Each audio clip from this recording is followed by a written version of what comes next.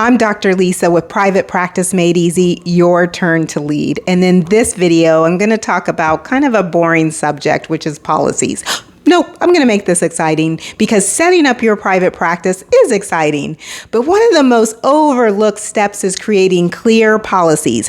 Whether you're doing it alone, solo, or planning to grow, your policies are the foundation of a smooth, compliant, and stress-free practice. Policies protect your business. Okay, that's enough to say, let me sit down and write these policies. They protect your business. They set expectations for your clients, for yourself, and for your staff, if you have staff, and they help you stay legally compliant. They help reduce confusion. They prevent burnout and make sure everyone, your clients, your staff, yourself, that we're all on the same page. Now, let's break down the essential policies you'll want to have in place.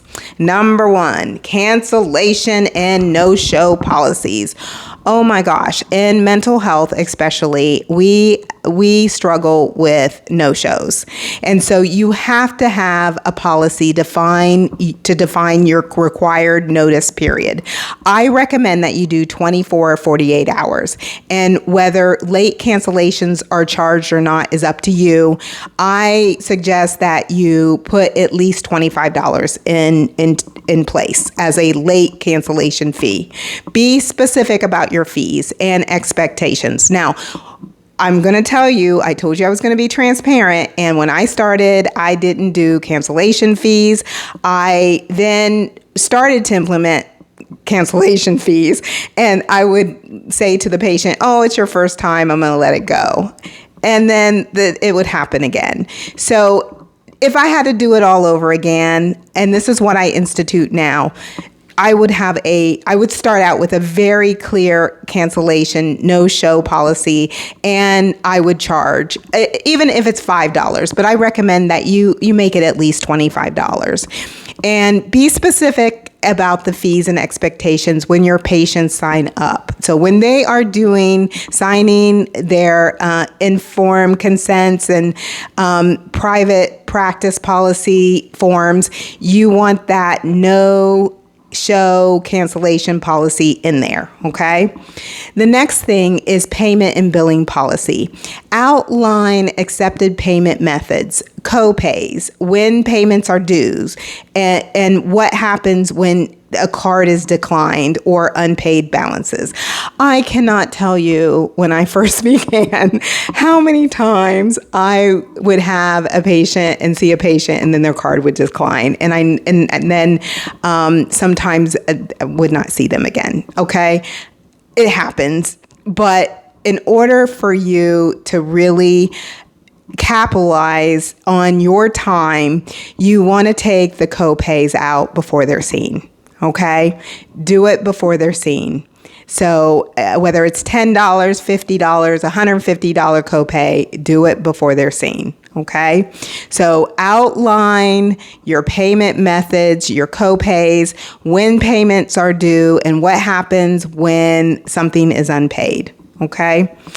The next thing is your telehealth policy. So the last video I talked about telehealth versus inpatient. And so if you're offering telehealth virtual care, including your platform, one, you want to use a platform that you don't have a lot of internet or technology issues. Okay.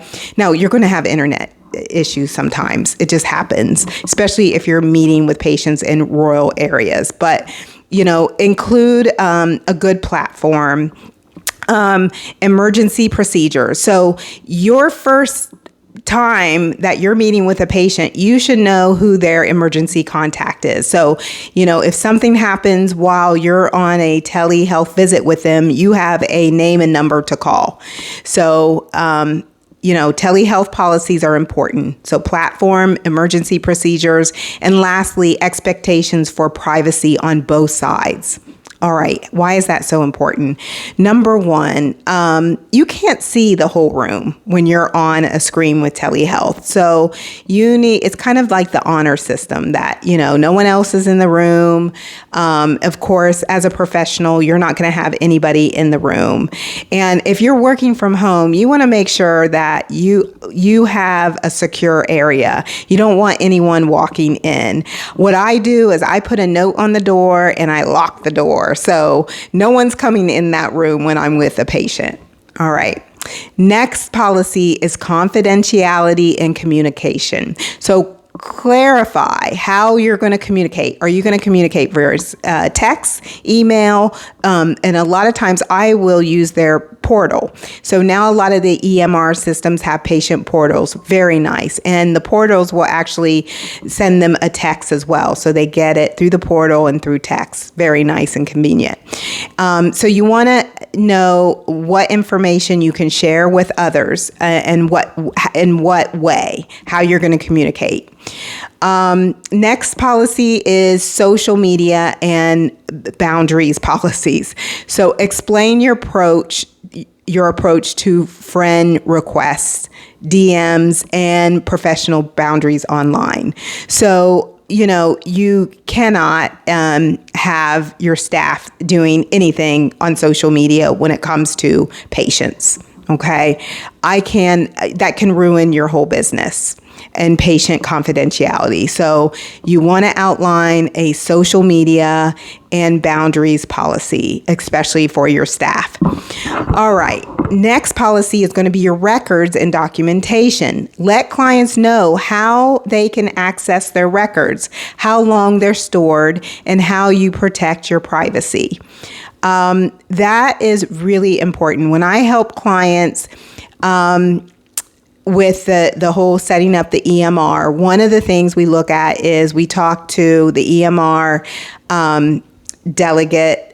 How do we get the documentation if we decide to go to another EMR? That is very important because you have to access that information. Now, for my practice, I keep all records for 10 years. So that's going to be in your policy, how long you keep the records. All right. Next policy you're going to have is going to be like for your staff, which is going to be maybe dress code if you're doing it in person, dress code, hours, payroll, things like that. For your clients, one of the things you want to make sure that they have as far as policies is and understand before your first visit is substance use policies. So like, for example, for benzos or controlled substances, I have a policy for that. And so if they're coming to me already on a substance like a benzo, whether that is Ativan or allopurazepam or whatever, I have a policy for that. And so sometimes that requires me to start tapering them off because there are certain medications you can't just take them off. You have to taper. So be real clear in the beginning about the substance use policy. Also, medication refill protocols. Oh my gosh, this is so important. People think that they can just get a medication refill, go to the pharmacy and get it. No. See, if you keep refilling something every, like say, even every 6 months, every year, you're responsible still for that patient and getting that medication. So you have no idea if they've had any medication changes. You have no idea if they're taking supplements, new supplements. So our protocol is that when we see patients in the beginning, we see them every 2 weeks, then every month, and then we can go to every other month, every 3 months. And 90 days is our policy that for medication refills, you have to be seen every 90 days or you don't get the refill. And that's to protect you and the patient. So you want to make sure that you have a medication refill policy. Late arrival policy. Okay. I had to learn the hard way on this too. So if you have one person that's 10 minutes late, then you only have, if you have a 30-minute visit with them, you only have 20 minutes left. If it's a new patient and they come in a half an hour late, you only have a half an hour. And that is really, really difficult to get that whole history. So, and then it pushes, and then if you go over, it pushes the next person appointment up. So you want to be real careful about the late arrival policy. When I'm online, virtually, I give them about 15 minutes, 10 to 15 minutes. 10 minutes is what I put in the policy. Sometimes I stay on there about 15. But what I do as a courtesy is if they don't show up online, then I call them and say, hey, I'm going to be online for the next 10 minutes if you can hop on. If not, you need to reschedule. So late arrival policy, very important. Termination of services. There are going to be patients that it's just not going to work out. It's just not going to go. It's not a good fit. Or you have a patient that you've treated them to your ability and you need to refer them out. So you need to have a policy for termination of services. All right. So when you have your policies all written, then what I like to do is I like to have the team, the board, look over the policies because people are going to see things that you don't see. So you want to have a review board for your policies. We review our policies annually. And then, things come up, and that's when you tweak your policies, when things come up. And so there's nothing wrong with changing a policy to make things better for you, your practice, and your patients. The policies are going to be included in your intake form. So as soon as they sign up, before they even see you, they have access to all the policies. You're going to add them to your private practice website as well, and go over key points during your first session. That first session, the first, 5-10 minutes, I'm talking about as a new patient, this is what to expect. Okay. Unless they're in a crisis, they're not hearing anything, and then we'll go back to it. And then keep a signed copy for your record. So patients do have to sign that they read the policies. Things to remember or keep in mind, or I'll say quick tips. Keep your language simple and professional. I like to write to the policies in a language that is for a fifth grader and in plain English, Also, if you are treating Spanish as first language or English as second language, you want to have things in Spanish as well. And being in Texas, I have a lot of patients that English is their second language. So I make sure that I have some things in English or in Spanish as well.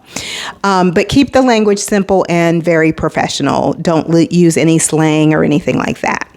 Review your policies. We talked about that. And then consult a healthcare attorney. Once I get everything set up with a practice that I'm working with, we have an attorney look over. And if you're unsure about any legal wording or anything that you feel like you don't want to put in there or you want to add, we can ask those questions. And an inexpensive way to do this is through what I use is Rocket Lawyer. So Rocket Lawyer is something that I maintain every month. It's less than, I think it's like $39 a month, less than $40 a month. And I have access to an attorney at all times. So it's worth it. It's very worth it. And they help you with legal documents as well. Anything more than that, then I can hire an attorney. A business attorney, which we do have on staff, but it's an as-needed basis, which keeps costs down. All right, so policies aren't just paperwork. They're your practice's boundaries. They're your guide. They're there for your protection. So take the time to create them now, and you will thank yourself later. Do it before you even open. Don't do it as you go. Get it done in the beginning. Doesn't take long, especially with AI now. You can get them done, like all your policies done in less than 2-3 hours. Now, you'll just have to tweak them, but with AI, we'll get them done very quickly. And then we have LegalZoom, or we have Rocket Lawyer to help us with anything that we have any questions with. All right, I hope this has been useful and not so boring. And just remember that it's your turn to lead.